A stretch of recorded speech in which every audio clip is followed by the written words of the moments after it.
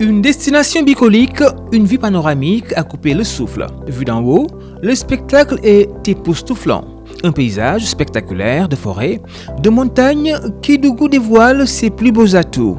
Nous sommes à 700 km de Dakar, de belles images pour quelques voyageurs en quête de beaux souvenirs qu'il faut immortaliser. Pour ce carnet de voyage dans le Sénégal oriental, ce serait un péché de ne pas s'arrêter au parc Niokolo afin d'admirer quelques espèces animales.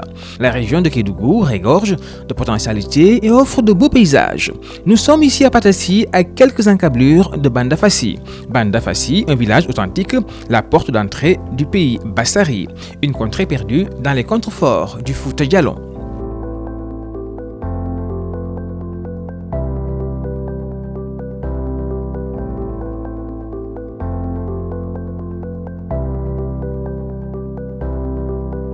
Après le Sénégal oriental, cap sur la Casamance. Nous sommes dans le sud du pays, Sédhiou précisément.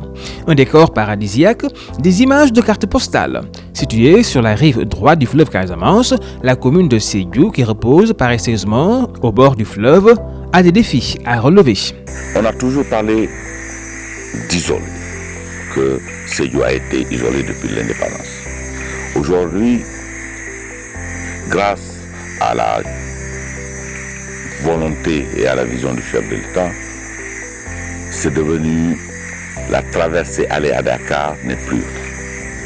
Vous savez qu'aujourd'hui, avec le pont qu'il faut féliciter la géopolitique du président de la République, avec le pont déjà de Farafenni qui a désenclavé complètement la région. Tous les efforts de désenclavement, je crois que qui n'ont jamais eu lieu depuis 2012 à maintenant, montrent réellement la volonté politique du chef de l'État à parler de l'équité territoriale et à désenclaver complètement ces régions-là. Je crois qu'il faut la féliciter. Le deuxième aspect, là vous allez le voir très prochainement, on va inaugurer le pont de Marsassoum pour que Sédhiou soit connecté de tous les parties du Sénégal. Je crois que quelque chose c'est à saluer et aujourd'hui tous les Sédhiouas sont contents de ça. Le deuxième aspect en tant que maire, c'est la sécurité. Je crois qu'on n'a jamais été aussi proche de la paix. Grâce à la géopolitique, grâce à la volonté du chef de l'État d'amener ce pays-là, ce beau, cette belle partie de ce pays, très vert, très productif, un arbre de paix. Je crois qu'aujourd'hui, c'est un effort collectif que les Sénégalais du vivre ensemble pour que tous les Sénégalais se retrouvent aujourd'hui dans un Sénégal de havre de paix et de bonheur.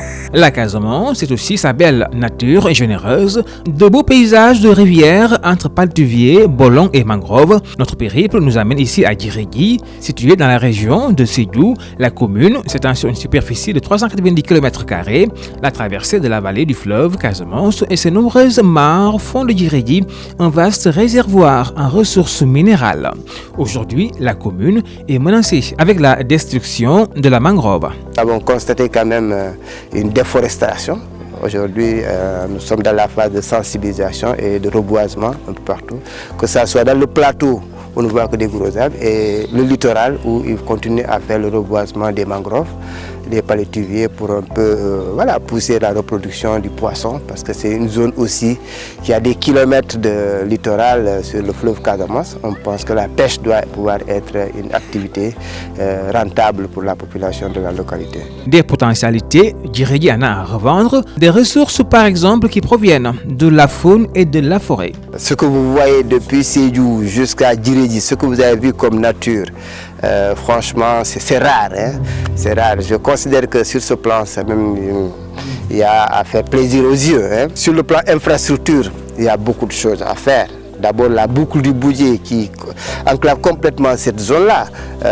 Et là, nous demandons vraiment son bitumage parce que compte tenu un peu du potentiel sur le plan ressources naturelles et tout, qui dort et pour la plupart ne sont pas valorisés, là on considère que le bitumage devient une nécessité. Au-delà du bitumage, des pistes de production pour accéder d'un village à un autre deviennent une chose quand même qui urge. Et Dieu merci, avec le PUDC, les choses commencent à bouger et le PAPSEN, le projet PAPSEN, on commence à voir vraiment des pistes qui sont en train d'être réalisées. Une pluralité d'ethnies vivant dans Djiridji comme les Baïnouk, les Mandingues, Mandjak, Diola et Peul, des régions du Sénégal comme Kédougou ou encore Sédhiou de la Casamance.